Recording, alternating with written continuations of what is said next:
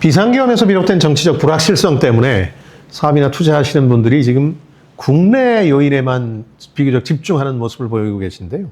사실 올해 상반기 우리나라를 포함한 글로벌 경제나 금융, 증시에서 가장 중요한 변수들은 미국에서 벌어진다고 봐야 합니다. 지금부터 2월까지 그야말로 미국을 집중해서 주시해야 할 때입니다. 미국의 경제 지표는 어떤지, 또 이건 우리의 금리뿐만 아니라 전 세계 금리는 어떨지, 또 트럼프 행정부는 출범 직후에 괜찮을지, 이런 부분이 굉장히 중요합니다. 우리 증시라든가 주요 산업에 큰 영향을 미치게 될 요소들이죠. 우리 정치적 불확실성과 함께 우리 경제와 금융, 증시의 미래를 결정하게 되는 게 미국 쪽의 변수다, 이렇게 봐야 되겠습니다. 우선 미국 경제 지표는 여전히 좋습니다. 그러다 보니까 물가 역시 여전히 안심할 수 없는 상황입니다. 이 점이 바로 미국의 금리나 속도에 대해서 우리가 자신할 수 없는 이유입니다. 이 점에서 연초 가장 중요했던 게 우리 시각으로 15일이었죠. 이때 발표됐던 지난해 12월 소비자 물가지수 CPI입니다. 연율로 2.9%로 지난해 7월 이후에 5개월 만에 가장 높았고 3개월 연속 상승 중입니다. 이런 말씀드리면 철렁하시겠지만 요즘 중요한 건 숫자 자체가 아니고 이걸 시장이 어떻게 보느냐, 해석하느냐, 이런 거기 때문에요. 이걸 먼저 들여다보셔야 됩니다. 한마디로 하면 시장의 우려에 비하면 괜찮았다. 그래서 시장이 좀 안도했다, 이렇게 보셔야 되겠습니다. 특히 농업이나 에너지 분야를 뺀 근원 물가 지수라는 걸 많이 보는데 이게 3.2%로 연중 평균치를 크게 벗어나질 않았습니다. 이건 그간 힘을 얻던 금리나 속도 조절론, 그러니까 올해 경기 침체를 선제적으로 막기 위해서 금리를 몇 번이나 할 것이냐, 여기에 상당히 영향을 미치는 요소죠. 일단 물가에 대해서만큼은 연초부터 긴장하는 분위기가 다소 안도하는 분위기로 바뀌고 있습니다. 그러면 금리 인하의 여지가 더 높아지는 거죠. 미국 증시의 흐름도 이 점이 큰 영향을 미쳤는데요.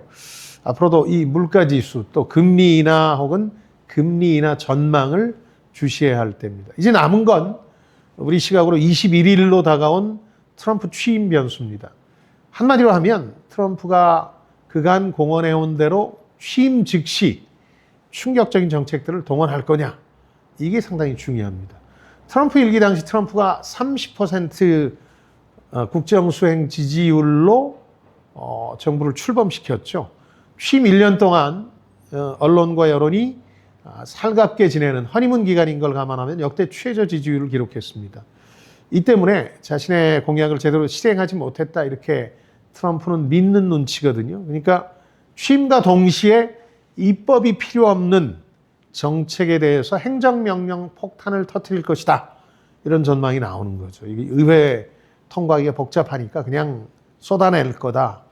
대선 기간 중에 강조해온 관세와 이민 정책, 그리고 감세 정책 등이 아마 가장 두드러진 특징이 될 텐데, 관세와 관련해서는 이미 캐나다와 멕시코에 대해서 25% 인상, 또 이들과의 북미 자유무역협정, 납타라고 하는 거, 재협상 얘기들을 해온 바 있습니다. 이제 문제는 중국인데, 중국에 대해서는 무려 60%대 관세 인상 얘기를 해온 바가 있는데, 취임 직후에 얼마나 속도를 낼 것인지 이게 관건이 되겠죠.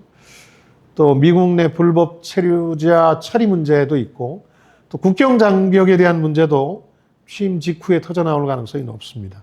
또 그가 선호하는 감세 기조에 대한 의지나 방향도 취임 초에 읽을 수가 있겠죠. 여기에 또 미국의 해구산에 의존하는 우리 같은 우방에 대한 안보 분담금 증액 문제, 이것도 이제 터져 나오겠죠.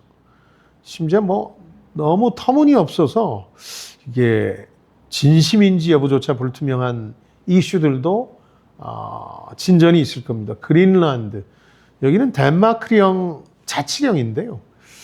이 영토를 심지어는 무력을 써서라도 합병하겠다, 이런 얘기를 하고 있으니까 세계는 깜짝 놀랐는데 이게 더 진전이 될지, 또 인접한 이웃 국가인 캐나다 보고 미국에 주로 편입되면 어떻겠느냐, 이런 엉뚱한 소리도 했는데 이런 것들을 계속 밀어붙일지 여부도 불확실한 상황입니다. 이 모든 정책 이슈들이 몰고 올 결과를 두 가지로 정리하면, 하나는 트럼프발 인플레이션입니다. 뭐 관세뿐만 아니라 이민자 정책이 그렇죠. 근로자들 내쫓게 되면 상당히 인플레이션을 자극할 가능성이 있는 거죠. 일부 전문가와 언론들은 이미 트럼플레이션이라는 표현까지 쓰고 있는데 이 인플레이션에 대한 우려와 또 재정에 대한 압박을 키울 가능성이 있습니다. 이 와중에 미 연준이 금리 인하를 주저하면 태도를 돌리라고 또 압박할 가능성도 높죠. 일기에서 그런 모습을 보였습니다만은. 그러니까 트럼프의 예측 불가 정책이 이제 막 펼쳐질 시간이라는 겁니다.